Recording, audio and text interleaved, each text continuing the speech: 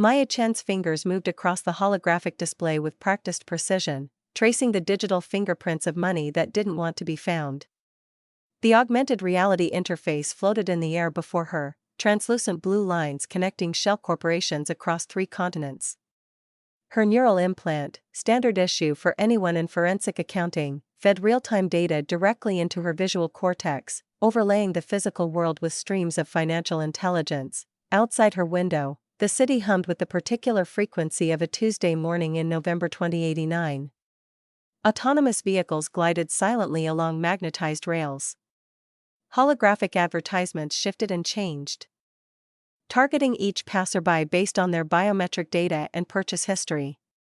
The building across the street displayed a scrolling newsfeed about the upcoming Thanksgiving season, now sponsored by 3 different luxury brands. Maya blinked twice, the command to save her work, and pulled off her neural interface headset. The AR display vanished, leaving only the Spartan reality of her office. Real wood desk, a luxury she'd splurged on. Everything else was standard corporate issue. Her co-workers filled their spaces with status markers, rare earth minerals from the lunar colonies, genuine printed photographs from before the Digital Preservation Act, designer oxygen purifiers that cost more than most people's monthly food budget. Maya had a single succulent in a ceramic pot she'd bought at a street market. Her phone buzzed against the desk, actual vibration, not the neural pulse most people preferred. She'd disabled direct-to-brain notifications years ago. Too many voices in her head already. The message preview made her chest tighten. Natasha, hey, so I need to talk to you about Thanksgiving. Maya picked up the phone, an older model she'd kept despite her company's offers to upgrade her to the latest neural sync device. The screen felt solid under her thumb as she typed, sure. What time should I bring the pie? Smiley face. The response came immediately. Natasha was always immediately available, always connected. Her neural implant constantly synced to every social platform, every message, every notification that might affect her carefully curated online presence. Actually, this is really hard to say, but Derek's family is hosting this year and it's going to be a really formal thing. Maya's other hand stilled on her desk. Through her office window, she could see her reflection in the glass, plain gray sweater, hair pulled back with the actual fabric tie instead of the programmable smart accessories everyone else wore. No makeup beyond what she'd applied with her own hands that morning. She looked exactly like what Natasha thought she was, unremarkable. His parents are kind of traditional and there's going to be a lot of his dad's business associates and... I don't think it's really your scene? Like it's going to be super fancy and stuffy. Maya watched the words appear, each one a small cut. She could feel her heart rate increasing. The biometric monitor embedded in her wrist would be logging this, adding it to her health profile, probably flagging elevated stress levels. She tapped the device twice to disable monitoring. Some moments didn't need to be quantified. Are you uninviting me to Thanksgiving? The pause before Natasha's response lasted exactly 43 seconds. Maya counted them. God, don't make it sound so harsh. I'm trying to protect you. You'd be uncomfortable. Trust me. Plus Derek's parents are going to be evaluating me and I just need everything to be perfect. You know how you are, you'd show up in like Target clothes and your bike helmet hair and... Maya glanced down at her sweater. She'd bought it at a vintage clothing market, one of the few places that still sold actual fabric instead of programmable smart textiles. It had cost $12. The woman selling it had called it a treasure. I'm sorry, but I can't have anything seem off, you understand, right? Maybe we can do lunch in January? My treat.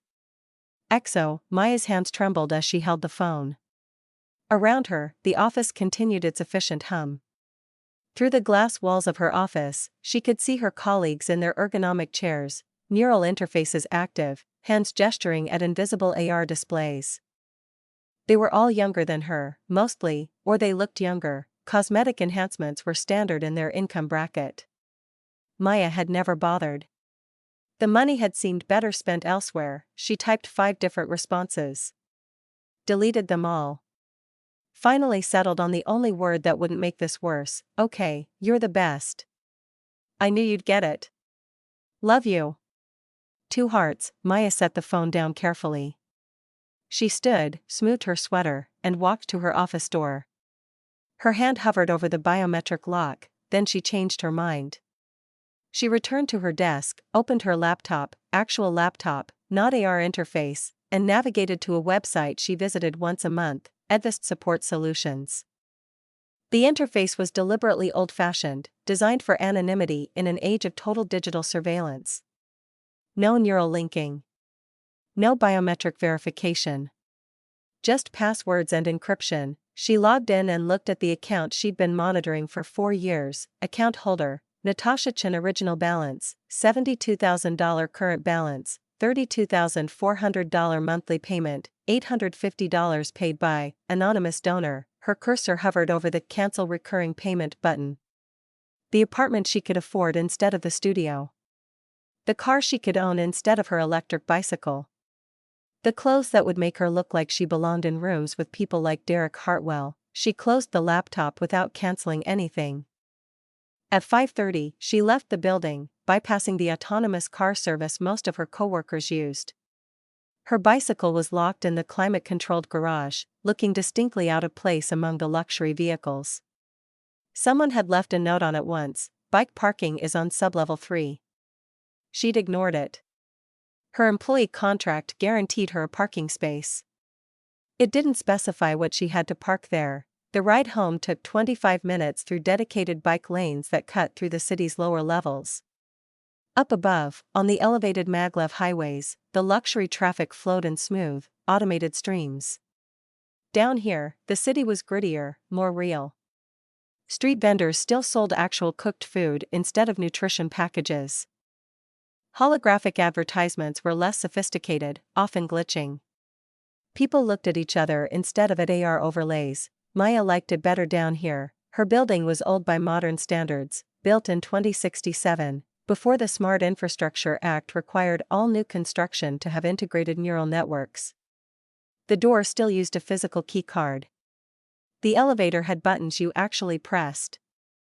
Her neighbors were students, artists, elderly people who'd aged out of the neural economy. People who either couldn't afford enhancement or chose not to participate. The apartment was exactly as she'd left it, small, clean, filled with objects that served purposes instead of broadcasting status. Her furniture was second-hand but solid. Her kitchen was barely functional but adequate. The single window looked out over a light rail line and a community garden that someone had started in a vacant lot. She'd lived here for 6 years. She could afford a luxury high-rise. She chose this instead. The payment had other benefits. Her phone buzzed with an incoming call, audio only, no video. She answered, "Maya, honey." Her mother's voice carried that particular weight that meant trouble. "I just talked to Natasha." Maya set her bag down, started filling a kettle with water. Real water, not the synthesized stuff most of the city drank. Another small luxury that cost less than people thought. "Yeah," she said, "you can't make Thanksgiving." Something about work. The kettle began to heat. Maya watched the element glow. "Something like that, Maya." Her mother's voice cracked. "She uninvited you. Didn't she?" Silence filled the line between them. Maya could hear her father in the background, asking what was wrong. Her mother's sharp intake of breath, "It's fine, Mom. Derek's family is hosting. It's going to be formal." "I wouldn't fit, don't you dare." Her mother's voice turned fierce. "Don't you dare make excuses for her. You're her sister. You've always been there for her." "Always." The kettle clicked off. Steam rose in lazy spirals. She told Derek's mother she paid off her own loans. Her mother continued. "Did you know that? At dinner last weekend." Going on about financial responsibility and pulling herself up and, a sharp sob. "Maya, please tell me you didn't. Please tell me you haven't been." Maya poured water over tea leaves in a strainer. Watched them unfurl and darken the water. "I wanted to help, oh, baby." Her mother's crying now, trying to hide it and failing. "Why didn't you tell us? Your father and I, we knew we couldn't keep up the payments after his injury, but we thought maybe she'd gotten a better job, or, she doesn't know." Maya wrapped her hands around the mug, felt the heat seep into her palms. No one knows. That was the point of what? Letting her take credit? Letting her act like she's so much more successful than you while you, I have to go, Mom, you're coming here for Thanksgiving. I don't care what Natasha says, I think I need to be alone this year. She ended the call before her mother could argue further. Set the phone face down on the counter. Drank her tea standing at the window, watching the light rail cars glide past, each one filled with people heading home to lives she'd never know. Her door chimed, old-fashioned doorbell, not the voice-activated smart locks everyone else used. She checked the security panel. Mr. Park, her neighbor from 3 doors down. She opened the door. He stood there in his cardigan and slippers, holding a plastic container of kimchi. At 75, he was one of the few people she knew who'd never gotten a neural implant. Said he didn't trust putting computers in his brain. Said he'd lived through enough technological revolutions to be skeptical of the next one. You look sad, he said in accented English, pushing the container into her hands. Eat, family stuff. She accepted the kimchi, felt the weight of it, the tangible proof of care. It's fine, family is never fine. That's why we love them anyway. He studied her face with the particular intensity of someone who'd learned to read people without digital assistance. My grandson James is visiting for Thanksgiving. Flying in from Seattle. Good boy. Environmental engineer. Works on water systems. Single. The last word carried weight. Maya found herself laughing despite everything. Mr. Park, are you trying to set me up? I'm saying you need someone who sees you. He tapped his temple. That sister of yours, she's blind. Too much looking at screens, not enough looking at people. After he left, Maya ate the kimchi with rice she'd cooked that morning, still good in the thermal container. She pulled up Natasha's social media on her laptop, easier to maintain distance on a screen instead of through neural link, where the algorithms would know exactly how long she looked at each image. Would feed her more, would trap her in a loop of comparison and inadequacy. Natasha's life streamed past in perfectly curated squares. The luxury apartment with its floor-to-ceiling windows. The BMW, leased, though no one who followed her would know that. Designer athleisure worn to exclusive gyms. Brunches at restaurants where the food was meant to be photographed more than eaten. Every image tagged with brands, accumulating sponsorships, building the empire of self she'd constructed, and everywhere, the performance of success. The carefully crafted captions about hard work and determination. The humble bragging about financial independence. The inspirational quotes about bootstraps and sacrifice. 850,000 followers. Brands paying her to exist in their clothes, drink their products, be seen in their spaces. Maya's own social media was private, barely used. 47 followers, mostly old college friends and family. No posts in 6 months. Her profile picture was 3 years old. She wondered sometimes what would happen if she changed it. If she posted the truth. But the thought always died before becoming action. She hadn't helped Natasha for credit. She'd done it because it was right. Because family helped family. Because she'd had the ability and her sister had the need, that the help went unacknowledged, that Natasha had weaponized it into her own mythology, wasn't supposed to matter. It shouldn't matter. She closed the laptop. At work the next day, her team lead stopped by her office. Kim was 40, neural implant so advanced it created a slight shimmer around her temples where the tech interfaced with her skull. She could process data 3 times faster than someone working on conventional screens. She was brilliant and exhausting and one of the few people at the firm who treated Maya like an equal instead of an eccentric. The Thornton case, Kim said, gesturing at the air where her AR display hovered, invisible to Maya. You flagged something? Maya pulled up her own analysis on her monitor. Here. The shell company in the Caymans. The transaction pattern matches the one we saw in the Westbridge fraud. But the amounts are smaller. They're counting on us dismissing it as normal business fluctuation. Kim studied the data, her eyes moving in the specific way that meant she was comparing it to internal databases. running probability analyses, cross-referencing with a dozen other cases simultaneously. Yeah. That's good. Really good. I'm putting you on the primary analysis team, thanks, Kim said, her tone shifting to something more personal. You could get an enhancement. The company would pay for it. Neural interface would let you process this stuff so much faster. Maya had heard this before. I like my brain the way it is, fair enough. Kim didn't push. She never did. Hey, what are you doing for Thanksgiving? Probably working, Jesus, Chin. Take a day off. You make us all look bad. After Kim left, Maya returned to her analysis, losing herself in the patterns of fraud, the digital trails of money that thought it could hide. She was good at this work. Better than good. She could see connections others missed, trace pathways through the noise. Her compensation reflected it. $180,000 a year. Bonuses that pushed it higher. Stock options. Benefits.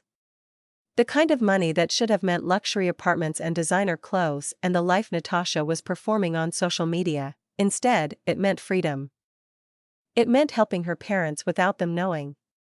It meant her sister could build her empire without debt crushing her. It meant Maya could live by her own values instead of society's metrics. It meant she could spend Thanksgiving alone. Apparently, her phone buzzed. Zoe, coming over. Bringing wine. Don't argue. Maya didn't argue. Zoe arrived at 6:30, bursting into Maya's apartment with the particular energy of someone who'd spent the day managing social media for nonprofit organizations and had opinions about everything. She was Maya's opposite in almost every way, gregarious where Maya was reserved, impulsive where Maya was methodical, enhanced where Maya was organic. Her neural implant was visible by choice, patterned with bioluminescent ink that pulsed with her notifications. Currently, it was pulsing a lot. You look like death, Zoe announced, setting down 2 bottles of actual wine, grapes, fermentation, the whole ancient process. Expensive as hell. What happened? Maya handed over her phone with the text thread open. Zoe read it. Her face went through several expressions in rapid succession: confusion, disbelief, fury. I'm going to kill her. Zoe, no, I'm literally going to drive to her bougie-ass apartment and, wait. Zoe looked up sharply. She thinks you're broke. She thinks I'm a bookkeeper making $45,000 a year. And she doesn't know about the loans. No one knows. That was the point. Zoe set the phone down carefully. Opened the wine with precise, controlled movements. Poured 2 glasses with the focus of someone trying not to explode. Maya. Sweetheart. Light of my life. You've been paying $850 a month for 4 years for a sister who just uninvited you to Thanksgiving for being too poor. She's my sister, she's a bitch. Zoe handed her a glass. A gorgeous, glamorous, ungrateful bitch who's about to learn a very important lesson about karma. Don't. Maya took the wine but didn't drink. Please. She doesn't know. If she knew, she'd feel guilty? Good. She should feel guilty. If she knew, everything I did would be for the wrong reasons. I helped her because I love her. Not for credit. Zoe stared at her best friend with an expression Maya couldn't quite read. Then she raised her glass. To you. Who are too good for this world and definitely too good for that family. They drank. The wine was sharp and real and grounding. Later, after Zoe left, after promising not to murder anyone, though her crossed fingers suggested questionable sincerity, Maya took a shower. The water was hot, real water from the building's ancient plumbing. She stood under it until her skin turned pink, until the tension in her shoulders loosened slightly. When she emerged, wrapped in a towel that had seen better days, she found Zoe had left her laptop open on the counter. The screen showed Natasha's latest Instagram post. A professional photo. She'd hired a photographer, Maya realized, for this specific shot. Natasha stood in front of a stone fireplace that screamed old money, wearing a dress that cost more than Maya's monthly rent. The caption was long, performative gratitude wrapped in humble bragging, grateful for this amazing man and his incredible family. So blessed to be surrounded by people who value hard work, integrity, and pulling yourself up by your bootstraps. Folded hand sparkles hashtag self-made hashtag blessed hashtag Thanksgiving prep. The comments streamed below. Hundreds of them. Thousands. You're such an inspiration. Relationship goals. He's so lucky to have someone so accomplished. Maya closed the laptop without reading more. She got dressed in her oldest, softest clothes. Made herself tea. Sat at her window and watched the city lights blur into abstract patterns. Her wrist monitor buzzed. Biometric alert. Elevated heart rate. Irregular sleep patterns. Stress markers. The system wanted to know if she needed medical intervention or pharmaceutical assistance. She turned it off completely. At midnight, alone in her studio apartment that cost a fraction of what she could afford, Maya pulled out her laptop one more time. Logged into Advist Support Solutions. Looked at the payment scheduled for the first of the month. Her cursor hovered over the cancel button for 3 full minutes. Then she closed the computer and went to bed, where she didn't sleep, staring at the ceiling and wondering when exactly doing the right thing had started to feel so much like being everyone's fool. Maya woke on Thanksgiving morning to silence so complete it felt like a physical presence in her studio apartment. No alarm, she'd disabled it the night before. No rush to prepare dishes or coordinate arrival times. Just the gray light of November filtering through her second-hand curtains and the distant hum of the city's lower-level traffic. She lay in bed longer than usual, staring at the ceiling where a water stain had formed the vague shape of a bird in flight. Her wrist monitor had been off for 18 hours now. No biometric data streaming to her health profile. No notifications about irregular sleep patterns or elevated stress hormones. For the first time in weeks, her body was her own business. The coffee maker, an ancient drip model she'd salvaged from a recycling center, gurgled to life on its timer. The smell filled her small space, rich and real, nothing like the synthetic caffeine supplements most people consumed for efficiency. Maya pulled herself from bed, wrapped in a blanket that had belonged to her grandmother. Back before smart textiles that regulated temperature and changed color based on mood, through her window, the light rail glided past on its elevated track. The community garden below was empty, the plants dormant for winter. Somewhere above, on the maglev highways, people were traveling to family gatherings in their autonomous vehicles, their neural implants streaming entertainment or work directly into their visual cortex, never having to be alone with their thoughts. Maya poured coffee into her thrift store mug and stood at the window. Her phone sat face down on the counter where she'd left it. She hadn't checked it since last night. Hadn't looked at social media. Hadn't confirmed whether Natasha had posted more photos from the Hartwell estate. More performative gratitude, more proof of the life Maya's money had helped build. The knock on her door came at 9:15. Maya checked the security panel, frowning. Mr. Park's grandson. James.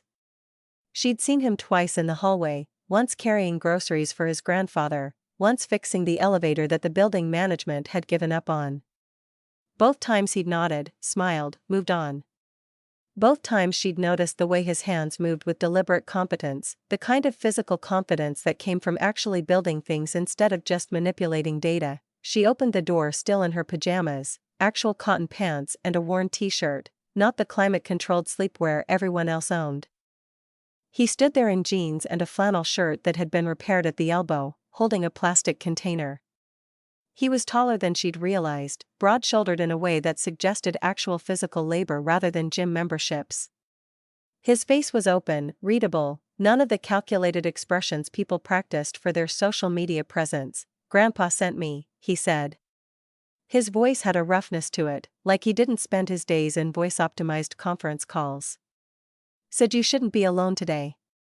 He held up the container. "Also, I made pumpkin pie and apparently used salt instead of sugar, so I'm hoping you have an edible backup." Maya found herself laughing, actual laughter. The kind that came from surprise rather than social obligation. "You drove here to admit you ruined a pie." "I drove here because Grandpa said the nicest person he knows is eating Thanksgiving alone, and that's bullshit." He paused, something flickering across his face. "Sorry, is bullshit too strong for a first impression? It's perfect." They stood there in her doorway for a moment, the space between them charged with something Maya couldn't quite name. His eyes were brown with gold flecks, direct and attentive in a way that made her suddenly aware of her uncombed hair and bare feet. "I have ingredients," she heard herself say. "We could make another pie. I should warn you, I'm terrible in the kitchen." "Good. I'm excellent. You can be my assistant," James smiled, and it transformed his face from merely handsome to something that made Maya's chest feel tight. Deal. Her kitchen was barely functional, a two-burner stove, a narrow counter, a refrigerator that sometimes froze things on the top shelf and undercooled things on the bottom.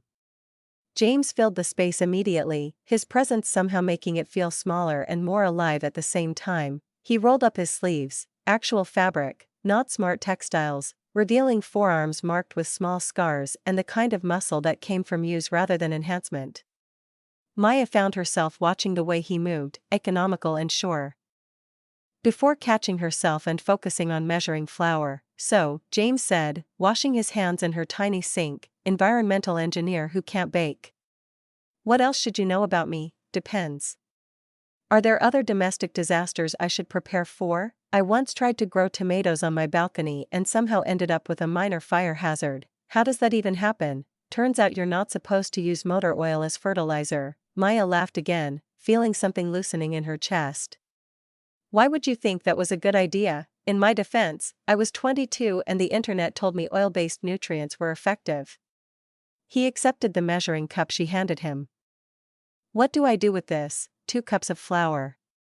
Level, not heaping, he measured carefully, his tongue between his teeth in concentration. "Your turn. What should I know about you? I'm a forensic accountant who lives like a grad student and apparently can't say no to helping people who don't deserve it." Ouch. James glanced at her, something knowing in his expression. "Bad day, bad week." Maya cracked eggs into a bowl with more force than necessary. "Bad month, maybe. Want to talk about it? Want to hear about student loans and family drama? I came here to make pie with a stranger on Thanksgiving." "I think I can handle some drama," so Maya told him. Not everything, not the specific amounts or the years of secrecy, but the shape of it. The sister who thought she was broke. The Thanksgiving uninvitation.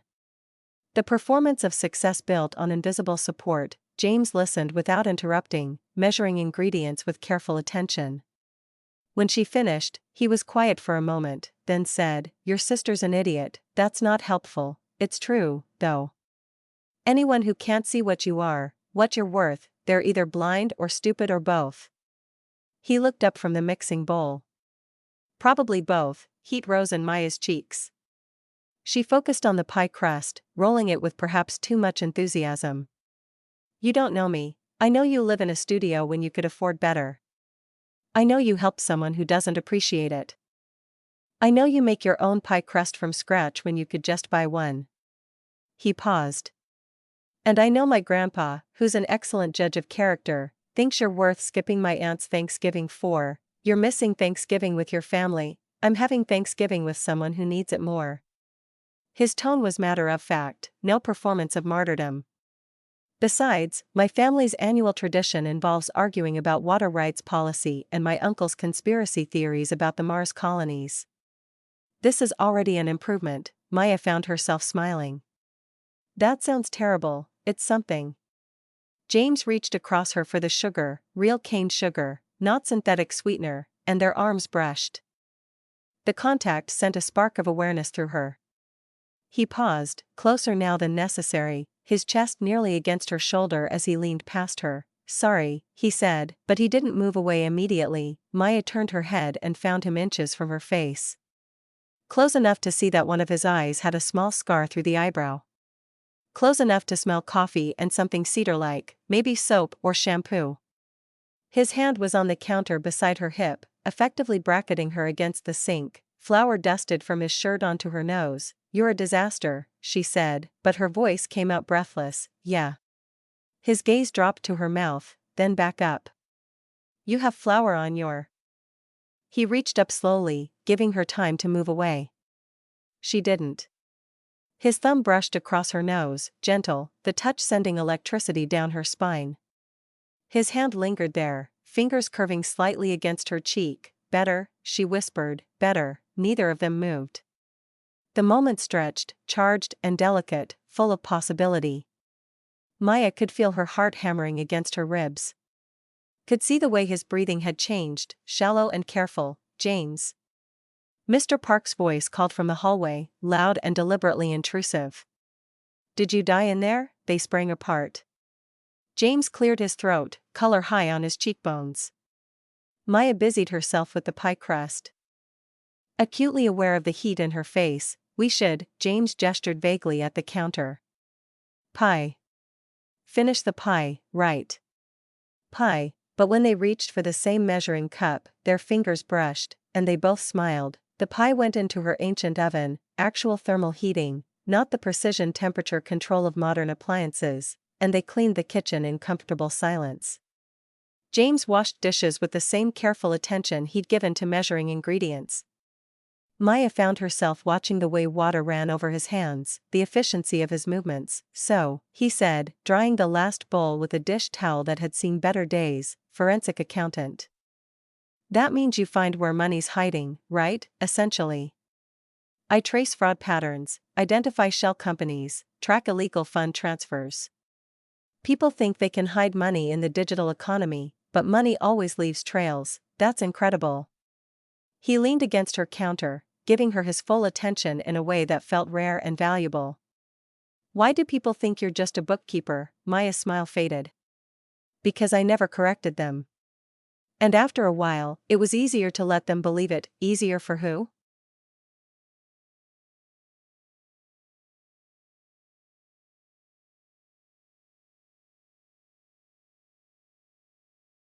The question sat between them, simple and pointed. Maya turned away, adjusting the oven temperature though it didn't need adjusting. My parents worked so hard, she said finally. My dad was a mechanic until his back gave out. My mom's still shelving books at the library. They sacrificed everything so we could have opportunities they never had. She paused, choosing words carefully. When I got this job, made this salary, if they knew, they'd feel like they had to ask for help. They'd feel guilty about the things they couldn't provide, so you hide it. I make it available without making it obvious. James was quiet for a moment. And your sister? Natasha needed help. I had the ability to help. That's all. That's not all, though. Is it? His voice was gentle, no judgment in it. She took credit for what you did. She excluded you from her life while living off your support. That has to hurt. It doesn't matter, it matters. Maya met his eyes. Found understanding there, and something else, anger, maybe, on her behalf. It startled her, that someone she'd known for 2 hours could be angry about her treatment when her own family barely noticed. I did it because I love her, Maya said. Not for credit. Love shouldn't require you to be invisible. The words hit harder than they should have. Maya felt something crack in her chest, some careful armor she'd been maintaining.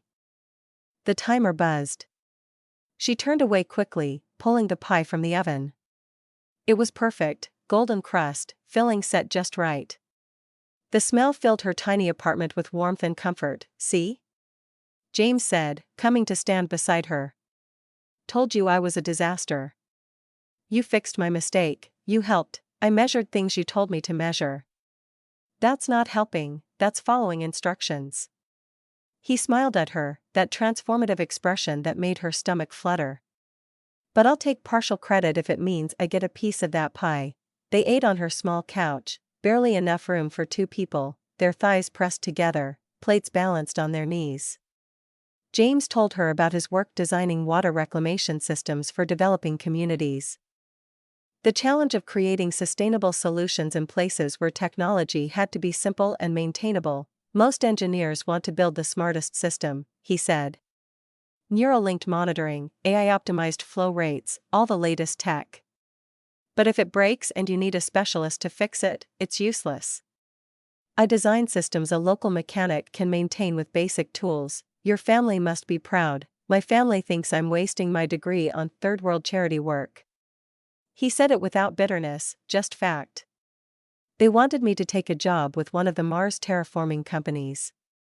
Prestige, stock options, neural enhancement packages. Why didn't you? Because fixing water access on Earth seemed more urgent than making Mars habitable for rich people who ruined this planet. He took another bite of pie. This is really good, by the way, thanks. Maya felt warm, not from the apartment temperature but from his presence, his attention, the way he listened like her words mattered. Do you regret it? The choice? Not for a second. James looked at her, something intense in his gaze.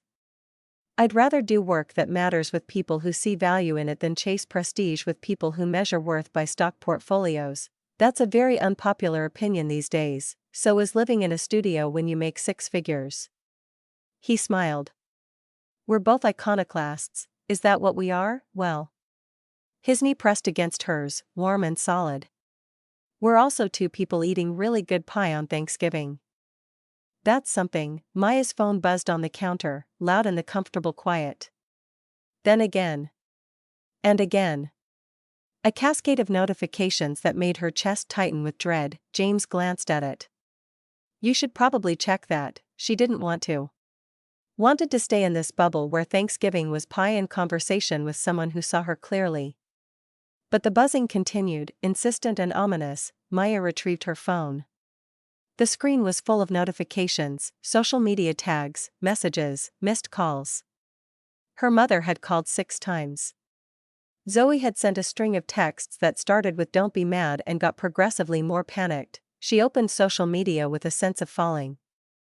The thread was everywhere. Trending on 3 platforms. Screenshots and commentary spreading through networks, each repost adding more outrage, more judgment, more exposure. Her stomach dropped as she read through it. The payment records, redacted but recognizable. The side-by-side comparison of their lives. The screenshots of Natasha's text messages, Maya's name carefully removed but the content damning, and everywhere, Natasha's public accounts tagged, flooded with comments. Oh God, Maya whispered. James stood, coming to look over her shoulder. She felt him go still as he read, then heard his sharp intake of breath. Who posted this? My friend Zoe. She must have. Maya scrolled through the thread. Hands shaking. She found my laptop. The payment records. Her phone rang. Her mother's number. Maya answered on speaker, her voice barely steady.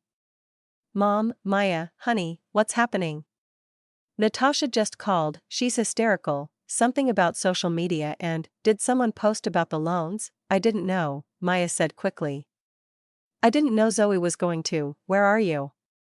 Are you alone? I'm home. I'm fine. Natasha's on her way to you. She left the Hartwell house. Maya, she's furious. She thinks you did this on purpose. I didn't. I know you didn't, baby. But she's not thinking clearly right now. She's hurt and embarrassed and, her mother's voice cracked. What Zoe posted, it's true though. Isn't it? You've been paying all this time? Maya closed her eyes. Yes. Oh, Maya, I wanted to help. I didn't want credit. I just wanted, I know what you wanted. Her mother was crying now. But honey, Natasha didn't know. She genuinely thought the payments were being handled somehow. She didn't know it was you. She told Derek's family she paid them herself. She bragged about it, Mom. About financial responsibility and pulling herself up, I know. And that was wrong. But she's your sister, and right now she's devastated and, Maya, please, just talk to her when she gets there. Let her explain. The call ended. Maya stood in her tiny kitchen, phone in hand, feeling the walls closing in. The warmth of the afternoon had evaporated, replaced by cold dread. Hey. James's hand on her shoulder, gentle and grounding. You okay? My sister's coming. She thinks I did this to hurt her. Did you? No. Maya looked up at him. I didn't even know Zoe was going to. I would have stopped her and then tell her that.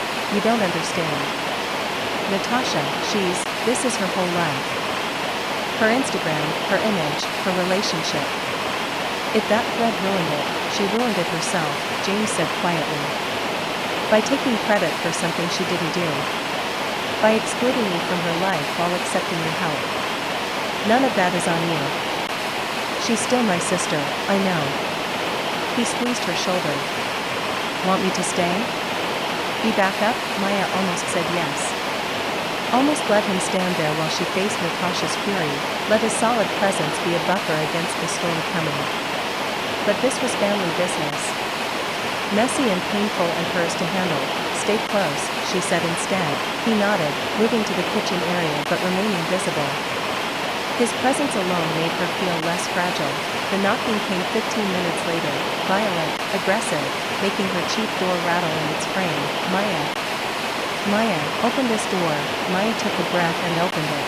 Natasha exploded into the apartment like a hurricane given human form. Her designer dress, probably cost more than Maya's monthly rent, was wrinkled, makeup destroyed by tears, hair falling from whatever expensive styling she'd had done. She looked beautiful even in collapse, her face twisted with rage and heartbreak that made Maya's chest ache despite everything. How could you?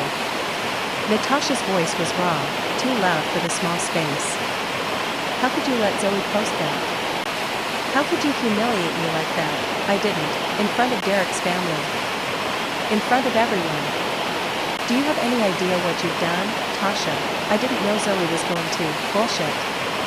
Natasha was crying now, angry tears that made her eyes shine. You gave her those screenshots. Those text messages. You wanted to destroy me. I wanted to eat Thanksgiving dinner with my family, Maya said, voice hardening. That's all I wanted. Oh, don't play the victim. Derek's parents think I'm a liar.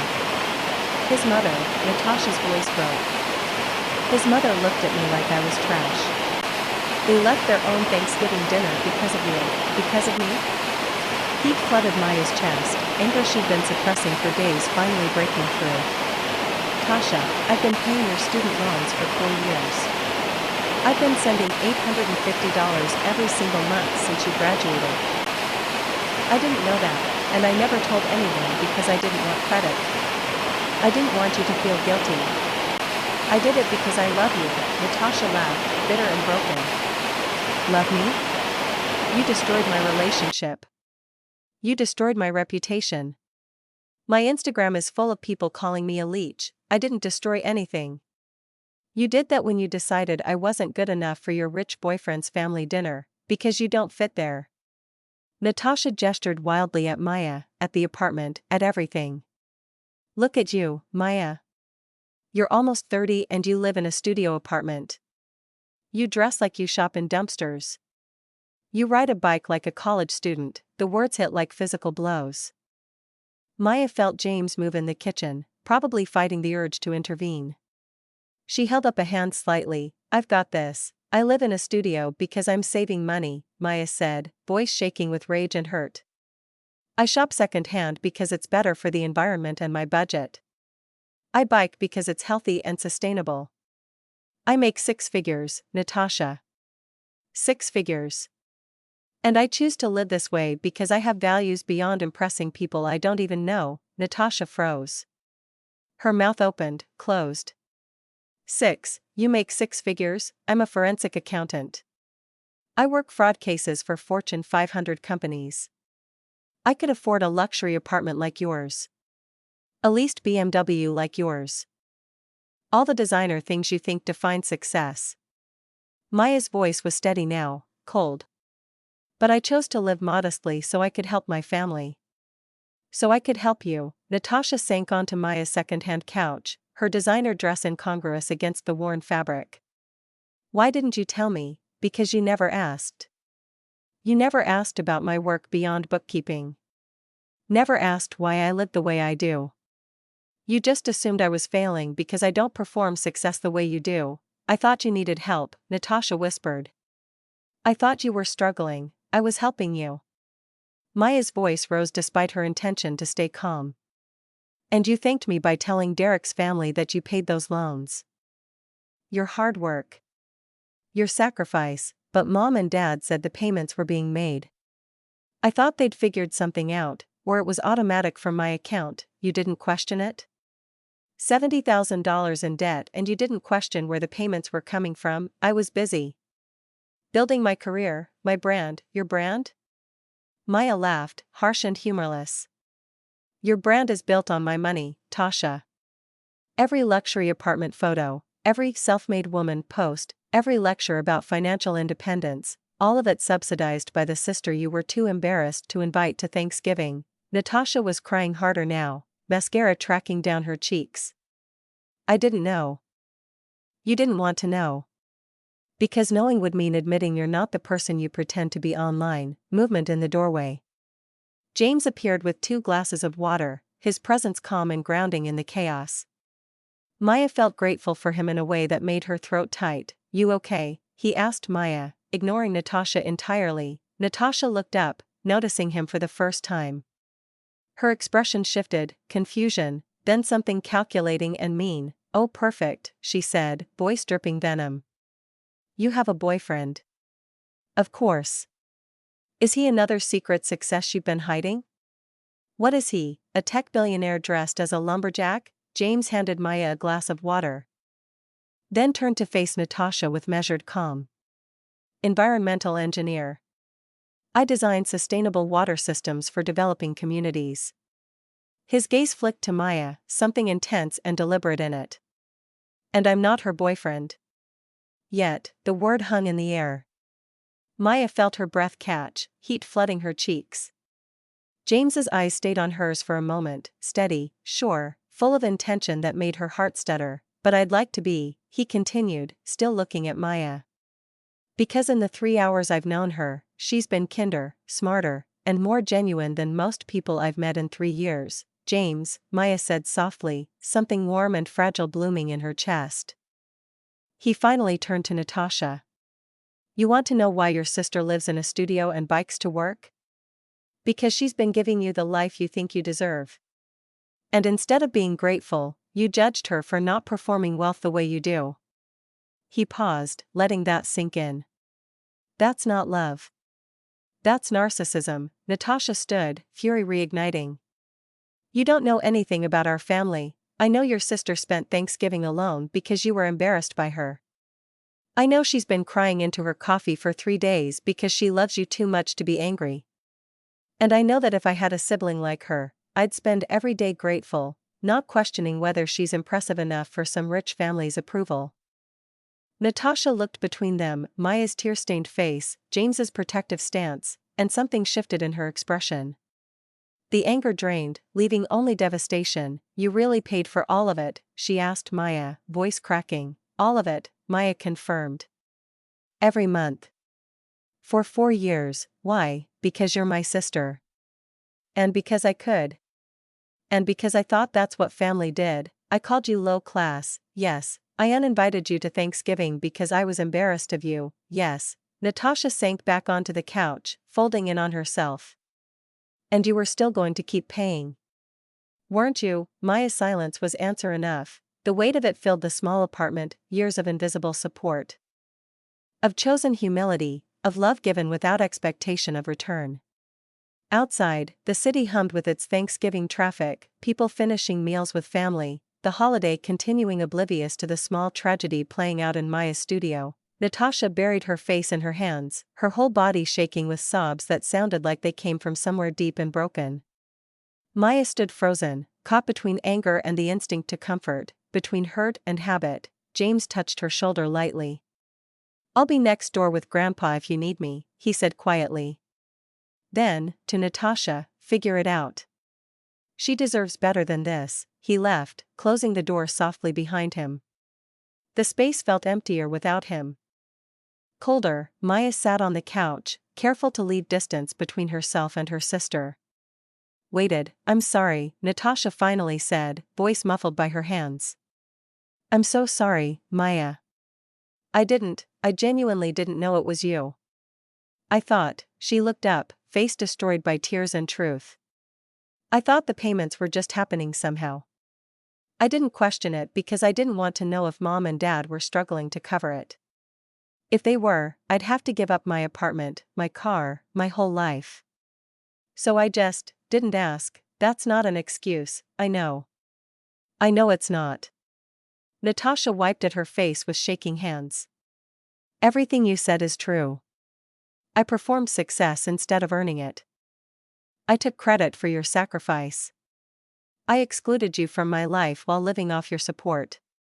Fresh tears spilled over. And I don't know how to fix it. I don't either, Maya said honestly. They sat in silence, two sisters in a studio apartment, the carefully constructed distance between them both bridge and chasm. Outside, the light was fading, Thanksgiving Day ending the way it began, with Maya alone, except now the solitude felt less like choice and more like consequence. Neither of them knew yet if the gap could be crossed, or if some distances, once established, became permanent. The week after Thanksgiving passed in a blur of silence and noise. Maya's phone had become a liability, interview requests from digital media outlets. Messages from strangers who'd found her profile through detective work, even a few companies offering sponsorships if she'd share her story publicly. She'd turned off all notifications, disabled her neural sync permanently, and went to work each day through the back entrance to avoid the two reporters who'd figured out which building she worked in. Her inbox at work was safer but not safe. Kim had stopped by twice to ask if she was okay, each time with the careful tone people used when they suspected the answer was no but didn't want to intrude. Maya had smiled, said she was fine, and returned to analyzing fraud patterns in shell corporations that seemed simple compared to her actual life. Natasha had texted once, "Can we talk?" Maya hadn't responded. The Saturday after Thanksgiving, Maya was running financial models for a case involving cryptocurrency fraud when her mother called. Not texted, called, which meant it was serious. "Your father and I are hosting a family dinner next Saturday," Linda said without preamble. 6 o'clock. "You're coming, Mom, not optional, Maya. This family is falling apart and we're going to sit down and fix it like adults. I don't think a dinner is going to. Natasha's coming." Derek ended things. "She moved back in with us." Her mother's voice cracked slightly. "She's devastated, Maya. And angry. And she won't talk to anyone about what happened. We need to sort this out as a family." Maya closed her eyes, the week's careful numbness cracking. "I don't know if I can." 6 o'clock. "Bring that young man if you want. The engineer. Your neighbor said he's been checking on you. He's just a friend." 6 o'clock. Maya. The call ended before Maya could argue further. She sat at her desk, staring at the holographic display of financial data that suddenly felt meaningless. Outside her window, the city continued its efficient Saturday routine, autonomous vehicles on their optimized routes, delivery drones navigating between buildings, people with neural implants streaming entertainment directly into their consciousness while their bodies moved through space on autopilot.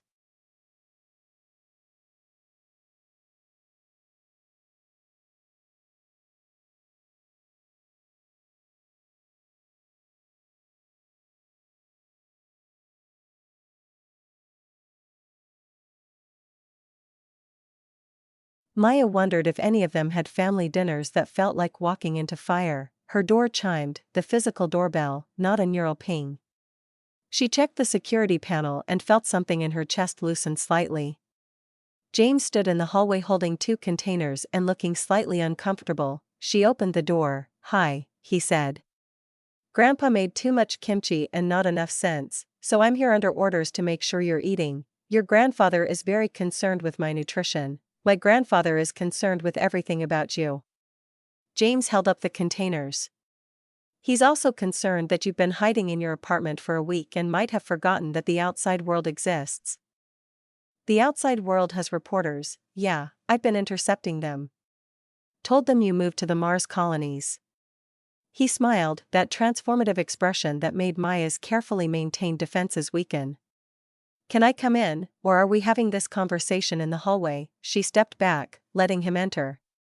He moved through her space with the ease of someone who'd become familiar with it, setting the containers on her small counter and automatically starting her ancient coffee maker like he'd done it before. "You've been avoiding me," he said. "I've been avoiding everyone. I'm not everyone." He leaned against her counter, arms crossed, watching her with those steady brown eyes. "You okay?" "Fine. You're a terrible liar." Maya sat on her couch, pulling a blanket around herself despite the apartment's adequate temperature. "My mom's demanding a family dinner next Saturday." Command performance for the Chin family drama. Sounds fun, sounds like a nightmare. She pulled the blanket tighter. Natasha's there. Derek ended things. Apparently she's devastated and it's somehow my fault even though I didn't post anything and told Zoe I didn't want credit and, she stopped, realizing she was spiraling. James poured coffee into 2 mugs, brought them over, and sat beside her. Close enough that she could feel his warmth, far enough that she didn't feel crowded. Your mom said you could bring someone, she meant you, I figured. He sipped his coffee. Want me to come? Maya looked at him, this man she'd known for a week, who'd spent Thanksgiving with her when he could have been with his own family, who'd defended her to her sister, who'd been checking on her even when she'd been hiding from the world. Why would you want to walk into that disaster? Because you'll be there. He said it simply, like it was obvious. And because someone should be on your side for once, you don't owe me anything, I know. James set his mug down and turned to face her more fully. Maya.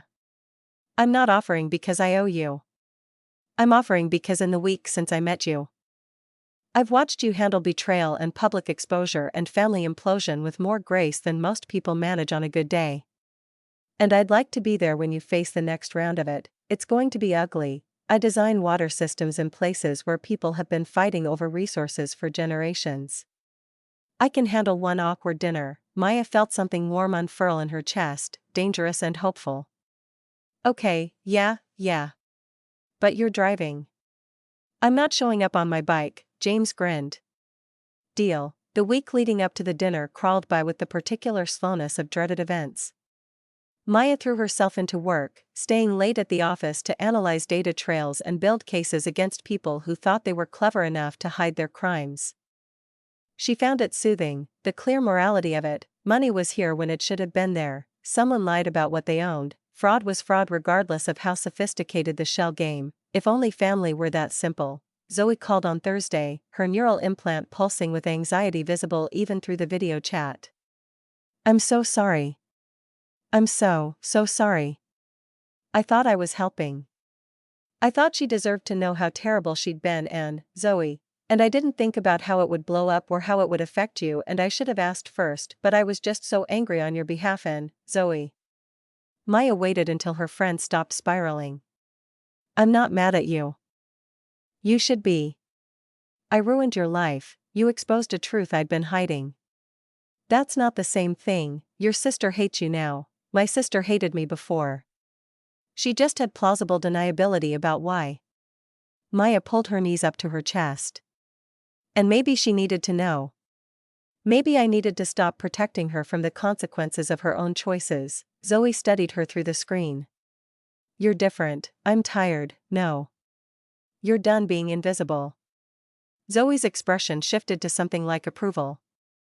It looks good on you. After the call ended, Maya sat in the darkness of her apartment and wondered if that was true. If being seen felt less like exposure and more like relief. If maybe she'd been so busy being quietly good that she'd forgotten to be loudly herself. Saturday arrived with gray skies and a threat of rain. James picked her up at 5:30 in his truck, an actual combustion engine vehicle he'd rebuilt himself, inefficient and loud and somehow perfect.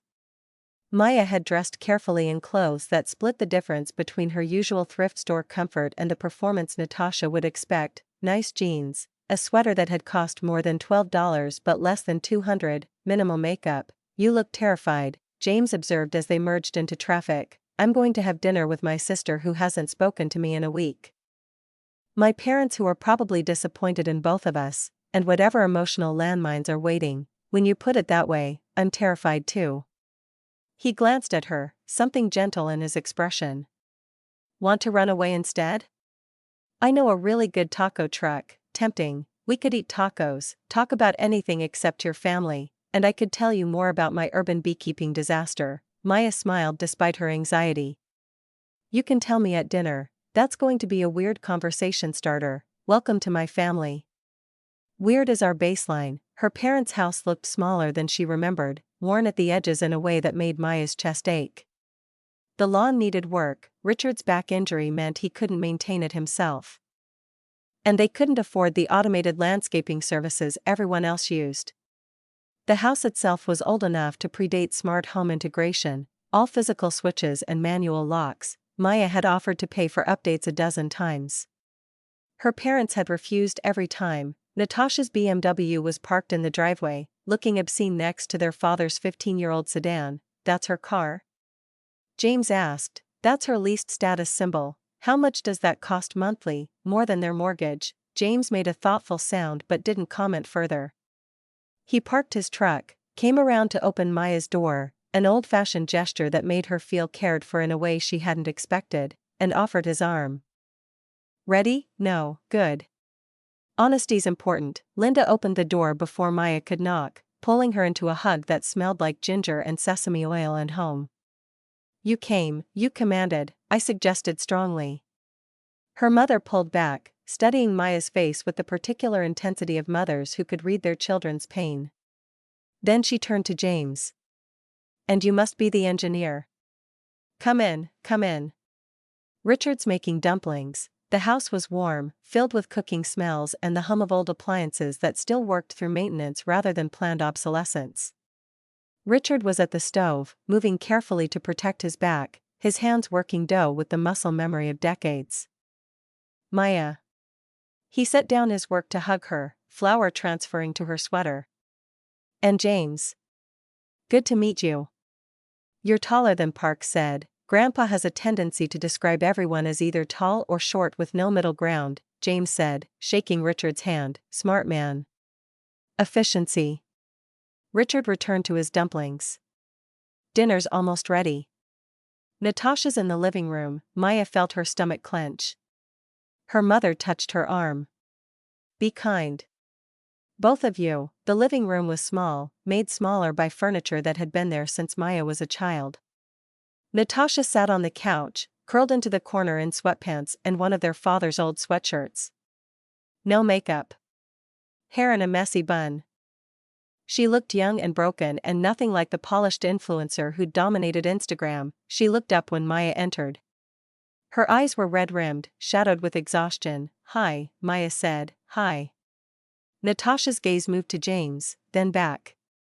You brought him. Mom said I could bring someone. Of course she did. Natasha pulled her knees closer to her chest. I'm not going to cause a scene. I'm too tired. James settled into the armchair, giving the sister space while remaining present. Maya sat on the opposite end of the couch, the distance between them both physical and metaphorical. Derek ended things, Natasha said finally. In case you were wondering, Mom mentioned. His mother called me a fraud. His sister posted about people who mistake aesthetics for substance. He said he needed time to think about whether he could trust me. Natasha's voice was flat, emotionless. 2 days later, he changed his relationship status to single.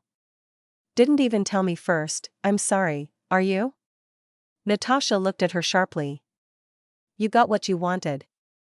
My perfect life destroyed. My reputation ruined. Everything I built, gone. I didn't want that.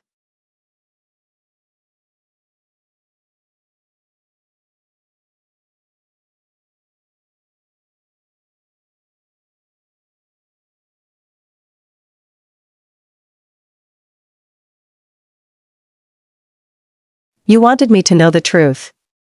Well, now I do. Now everyone does. Natasha gestured vaguely at nothing. I lost everything. My relationship. My credibility. Half my sponsors dropped me. The other half are monitoring the situation. My follower count is dropping by thousands every day. Comments calling me a fraud, a fake, a spoiled brat living off family money. You were living off family money, Maya said quietly. Mine, I didn't know that. Natasha's composure cracked. How many times do I have to say it? I didn't know you were paying my loans. I didn't know you made 6 figures. I didn't know you were living in a studio by choice rather than necessity. You hid all of it from me. Because you never asked. Because every time I tried to talk about my work, you changed the subject or checked your phone or talked about your brand. Maya felt her own anger rising. You decided who I was based on what you could see, And what you could see was someone you could pity and ignore. That's not fair, it's completely fair. Maya stood, unable to stay still. I came to your apartment launches. I liked your Instagram posts. I showed up for your life while you excluded me from yours. And the one time you needed to choose between impressing Derek's family and including your sister, you chose the performance, because I was scared. Natasha stood too, tears streaming now. Because Derek's family is everything mine isn't, wealthy and established and effortlessly elegant.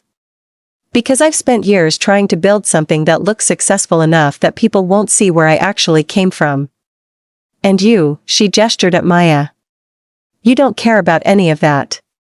You show up in thrift store clothes and ride a bike and live in that tiny apartment and you're genuinely happy. And it made me feel, she stopped, swallowing hard. It made me feel like a fraud. Because I'm not happy. I'm exhausted and in debt and constantly performing, and I look at you and see someone who's actually living while I'm just curating. The silence that followed was broken only by the sound of Richard moving around the kitchen, giving them privacy while staying close enough to intervene if needed. Maya felt something shift in her chest. You're in debt? Natasha laughed, bitter and broken. The apartment's too expensive. The car payment's killing me. I bought designer clothes on credit cards to look successful enough to get sponsorships, but the sponsorships barely cover the interest. I'm drowning. She sank back onto the couch. And the whole time, you were paying my loans, and I was pretending to be someone who didn't need help. I'm a mess, Maya. I'm a beautiful, curated mess. James spoke for the first time since entering the room. So stop curating. Natasha looked at him. What? Stop performing. Stop pretending. Move back to an apartment you can afford. Return the car. Get out of debt.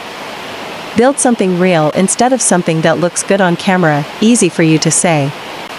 You're not the one whose entire career is based on image. My career is based on solving problems that matter. And from where I'm sitting, your image is the problem. James leaned forward, his tone not unkind but direct. You built a brand on being self-made while accepting help you didn't acknowledge. Now you have a choice: double down on the performance and stay miserable, or pivot to authenticity and maybe find something that actually fulfills you. Authenticity doesn't pay sponsors, no, but it lets you sleep at night. He glanced at Maya. Your sister lives in a studio and bikes to work despite making 6 figures. She's not performing poverty, she's living her values. And everyone who knows her, including my grandfather who's an excellent judge of character, thinks she's remarkable. Maybe there's something to that. Natasha stared at him, then at Maya.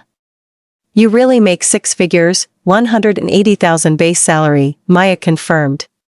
Plus bonuses and stock options. And you chose that apartment. I like my apartment, but I could afford a lot of things.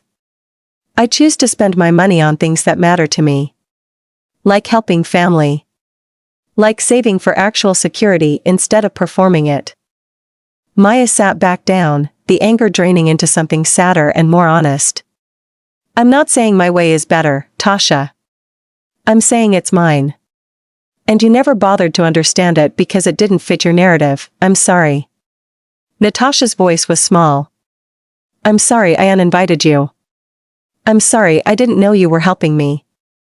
I'm sorry I judged you for living differently than me. She covered her face with her hands. I'm sorry for all of it. Linda appeared in the doorway. Dinner's ready. Everyone wash up. The meal was awkward and careful, everyone navigating around the emotional landmines while passing dishes. Richard had made all of Maya's favorites, dumplings. Garlic green beans, mapo tofu that burned her mouth in the best way. James fit into the family dynamic with surprising ease, asking Richard about his mechanical work, complimenting Linda's cooking, treating Natasha with polite distance that wasn't hostile but wasn't warm. So, Linda said over tea, because apparently they were doing this. What happens now? I move out of my apartment, Natasha said. Return the car. Start over. You're welcome here as long as you need, Richard added. Both of you, always. Maya felt her throat tighten. I know, Dad. And the loans? Linda looked between her daughters. Maya, honey, you can't keep paying, I'll keep paying until they're finished. Maya said it firmly, brooking no argument. Another year and a half. That doesn't change, Maya, Natasha started. It doesn't change, Maya repeated. I committed to helping you finish school debt-free. That commitment stands regardless of our relationship status. But Tasha, she looked at her sister directly. You don't get to take credit for it anymore. And you don't get to exclude me from your life while accepting my help. Those are my terms, Natasha nodded, tears sliding down her face. Okay, and maybe therapy, James added. Everyone looked at him. He shrugged. Just throwing it out there. You two have some stuff to work through, and family baggage is heavy. Professional help isn't weakness. The engineer's right, Richard said. Your mother and I did couples therapy after my injury. Saved us. It's expensive, Natasha said automatically. I'll pay, Maya offered. If you actually go, Natasha looked at her sister, really looked at her, maybe for the first time in years. Why? Why do you keep helping me when I've been terrible to you? Because you're my sister. And because I remember when we were kids and you used to defend me from the boys who made fun of my clothes. You had my back then. Maybe someday you'll have it again. Maya paused. But that's going to take time. And work. And you actually showing up as yourself instead of your Instagram persona. I don't know who I am without it. Then maybe it's time to find out. After dinner, after the dishes were washed and the leftovers divided, James and Maya sat on her parents' back porch. The temperature was dropping, rain finally starting to fall in light drops that pattered against the old roof. James had given her his jacket without asking, and Maya wrapped it around herself, breathing in the cedar and coffee smell that was becoming familiar. That went better than expected, James said. We didn't kill each other. That's a low bar, it's a start. He looked at her, streetlight catching the gold in his eyes. You okay? I don't know. Ask me tomorrow, I can do that. He shifted closer, his arm brushing hers. Maya. Can I ask you something? Sure. When I said I wanted to be your boyfriend? Earlier. Did I overstep? Maya's heart stuttered. She'd been trying not to think about that moment, the way it had made her feel seen and wanted and terrified all at once. I don't know. Did you mean it? Yeah. No hesitation. I meant it. I've meant it since the flower incident. That was a week ago. I'm efficient. He smiled slightly. But I don't want to rush you or make things complicated when your life is already. Maya kissed him. Turned her head and pressed her lips to his, cutting off his words with action because words felt insufficient. He froze for a half-second, surprise. Maybe, then kissed her back, his hand coming up to cup her jaw, gentle and sure. He tasted like tea and rain and possibility. The kiss was soft, exploratory, nothing rushed or desperate. Just two people finding each other in the mess of their lives, seeing if the pieces fit. When they pulled apart, Maya was breathless, her face warm despite the cold. So that's a yes? James asked, his thumb brushing her cheekbone. That's a maybe, I'd like to find out. Maya smiled. If you're patient, I design water systems. Patience is literally part of my job description. Good. She leaned her head on his shoulder, feeling his arm wrap around her, solid and real. Because I'm kind of a disaster right now. You're the best kind of disaster. They sat like that as rain fell harder, washing the city clean, the sound of it drowning out traffic and voices and the noise of their lives. Maya felt something settle in her chest, not resolution exactly, but acceptance. Her family was broken in ways that might never fully heal. Her sister's path to redemption was uncertain and fragile. The viral thread would follow them both for months, maybe years. But she had her values intact. She had work that mattered. She had parents who loved her and a friend who'd fought for her even if the method was questionable. And she had this man beside her, who saw her clearly and wanted her anyway, who chose sustainable water systems over Mars colonies and thought her studio apartment was a statement of values rather than failure. Maybe that was enough. Maybe that was everything. Inside, through the window, Maya could see her mother and sister talking at the kitchen table. Natasha was crying again, but Linda held her hand, and the distance between them looked smaller than it had been. Her father was packaging leftovers, moving slowly but steadily. The way he did everything, her family. Flawed and messy and hers. We should go, Maya said quietly. Let them finish talking. James stood, pulling her up with him. Your place or mine? Yours. I want to see where you live. Fair warning, it's full of failed engineering projects and grandpa's kimchi. Perfect. They drove through rain-slicked streets in his loud, inefficient truck, and Maya thought about futures built on solid foundations instead of social media metrics. About choosing values over aesthetics. About the quiet victory of living authentically in a world that rewarded performance. Her phone buzzed. A text from Natasha, thank you for coming tonight. And for everything. I mean it, Maya typed back, January lunch. You're still paying. Smiley face, the response came quickly, deal. The cheap place or the expensive place? The cheap place. Better food, of course it is, Maya smiled and put her phone away. Looked at James, who was focused on driving, his profile strong in the street light. Reached over and took his hand. He glanced at her, surprised, then squeezed her fingers. So, he said. Tell me about forensic accounting. The interesting parts, and Maya did. She talked about fraud patterns and shell corporations and the satisfaction of following money trails to their source. She talked about work that mattered and values that guided her choices. She talked about herself, really herself, to someone who was genuinely interested in listening. For the first time in years, she didn't hide, and it felt like winning.